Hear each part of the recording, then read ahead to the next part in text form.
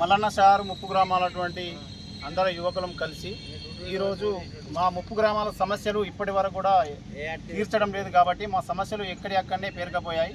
మా సమస్యలు పరిష్కరించడానికి ఎవరు కూడా రావడం లేదు మా దగ్గరికి. మేము ముఖ్యంగా మాకు ఉన్నటువంటి ఎమ్మెల్యే గారు కేసీఆర్ గారిని అసెంబ్లీకి పోయి మా యొక్క సమస్యలను పరిష్కరించే విధంగా ఖచ్చితంగా గవర్నమెంట్కు తెలియజెప్పాలని, అసెంబ్లీకి పోవాలని తెలియజేస్తూ ఉన్నాం. అదే R&Rలో ఏం జరిగింది, ఏం పోయింది అనేటువంటిది ఒక శ్మశాన వాటిక కానీ, ఇండ్లు కానీ, ప్యాకేజీలు కానీ, స్ట్రక్చర్ వాల్యూస్ కానీ ఏదీ లేదు. కరోనా బీభత్సం సృష్టిస్తున్నటువంటి సమయంలో మమ్మల్ని ఖాళీ చేయించి ఎంతోమంది ప్రాణాలు కోల్పోయారు. ఆ సమయంలో అలాంటి సమయంలో మమ్మల్ని తీసుకొచ్చి ఇక్కడ పారేశారు.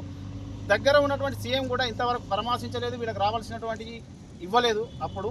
ఇప్పుడు కూడా ఎమ్మెల్యేగా ఉండి పక్కపంటి ఎమ్మెల్యే వచ్చి మన క్యాంప్ ఆఫీస్లో ప్రెస్ మీట్ పెట్టిపోతున్నాడు. కానీ మన ఎమ్మెల్యే అనేటువంటి వ్యక్తి కనీసం క్యాంప్ ఆఫీస్కి రావడం లేదు, కనీసం అసెంబ్లీకి పోవడం లేదు. మరి అసెంబ్లీ ఉన్నది ఎందుకు?